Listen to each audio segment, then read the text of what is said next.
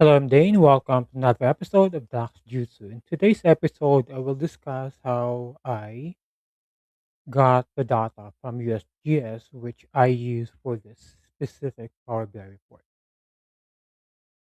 So we'll be using USGS API service, which is free, but there are a few limitations. And the limitation is on the number of rows you can load in your data into your data at a time.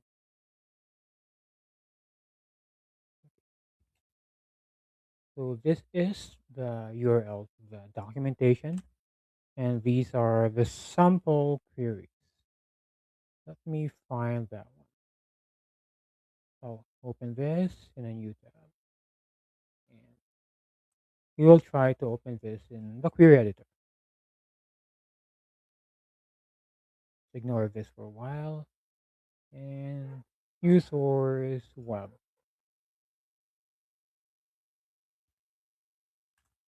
That's it, and let's wait.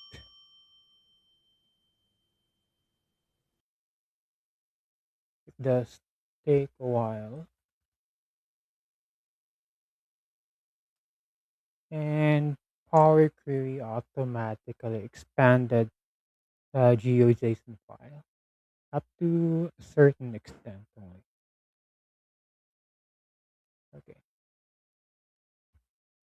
so we now have our data, but we will not be following this static URL. Instead, we'll be using relative path, so we'll be able to refresh this in the service, assuming we will have multiple URLs. Okay, so I'll copy this. I'll go back to this. Wait, this one, this query. Advanced editor.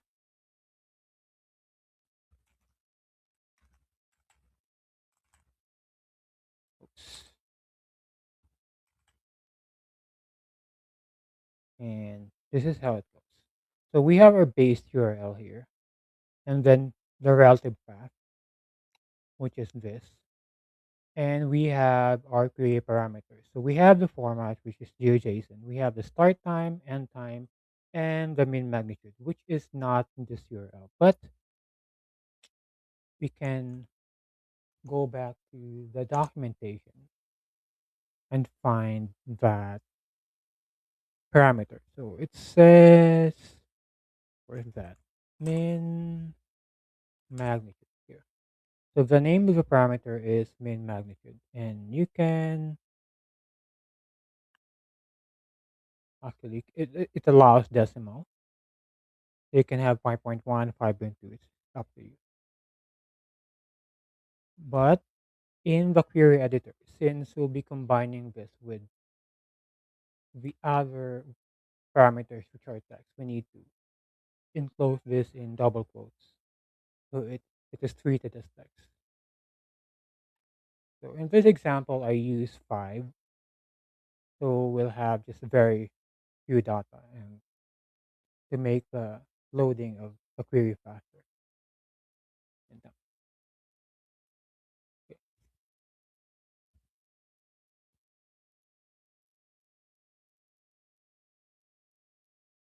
And we will inspect this.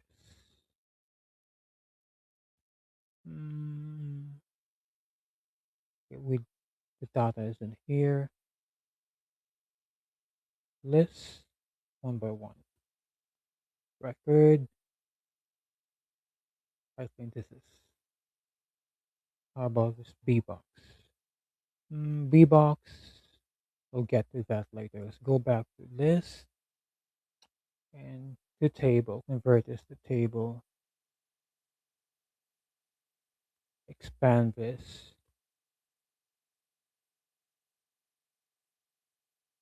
Expand this. Okay. And what else? Do we have the latitude and longitude? Mm, I don't think so. So it's probably in geometry. So I think this is where the geo coordinates are.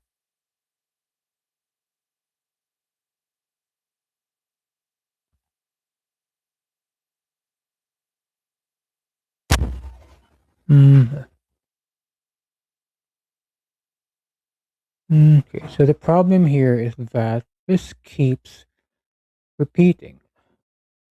And actually, I have forgotten what I did, so it stops repeating. So you can see we have the same ID.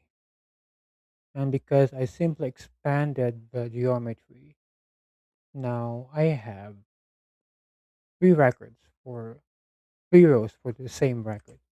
So what I'm going to do is instead of GeoJSON, I'll duplicate this. I'll be using CSV, and that will simplify our query. So it says in the documentation we can use CSV, format CSV, query to, and I'll delete everything after this. And I'll change this to CSV, which means that my function should be CSV the document. Oops. Instead of, no, I will not be specifying CSV. I will just let our query do its magic. Yeah, it's automatic. So Power Query added the CSV portion of the query since it was able to detect CSV. And by the way, um, the start time should always include the date and time. For example, if I chose, um, let's see, zero, all zero zeros, it this will include data for 12 a.m. September 30 only. Done. No, we don't have 12 a.m. So it's blank.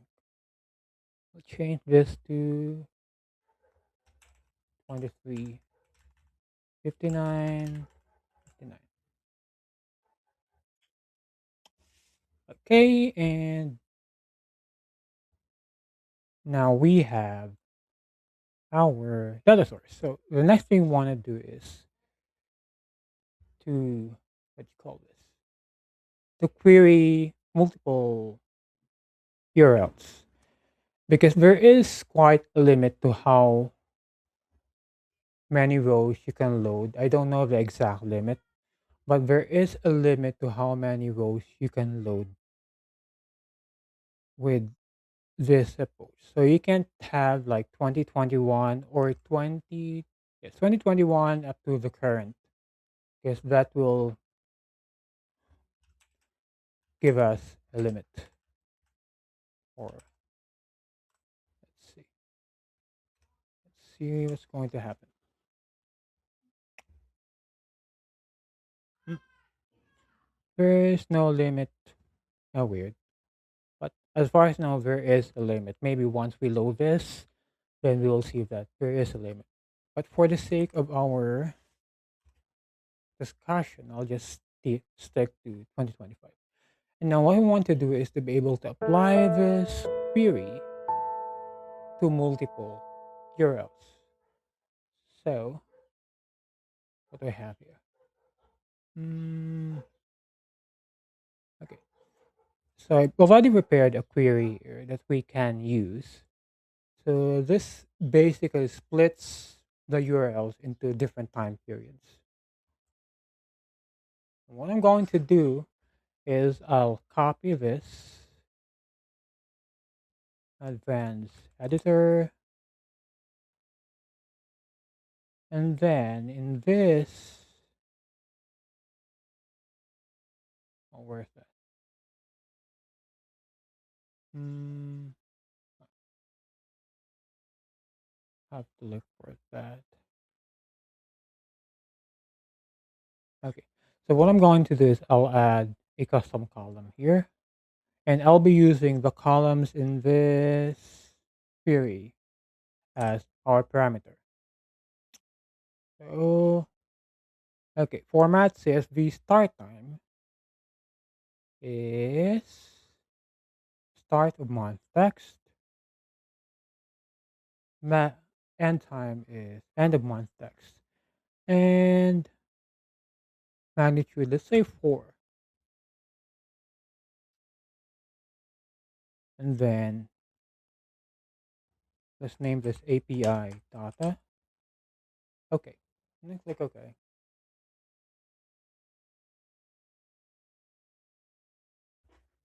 And this might take some time. But I think I should just change this to 5 or 6 so the query loads faster.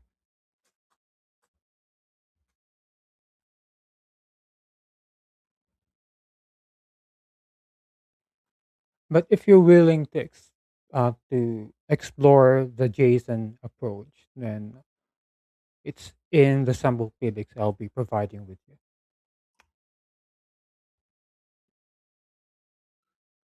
And there we go. And the next thing we want to do is just expand this. Expand that and maybe perhaps delete all other columns first, remove other columns, and then we'll keep just the month and the API data column.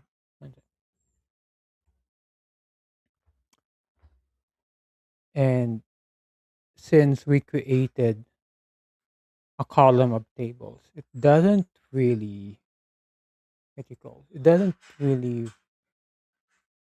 reapply our change of data types. If I go back to this query, we actually change the data type. But once we have expanded the table, the data types are all type any. So what I'm going to do is select all and then the type data type and check if the data types are actually correct. And they all seem to be correct. Okay. So that's it from me. Thank you for staying with me and have a good one. Bye bye.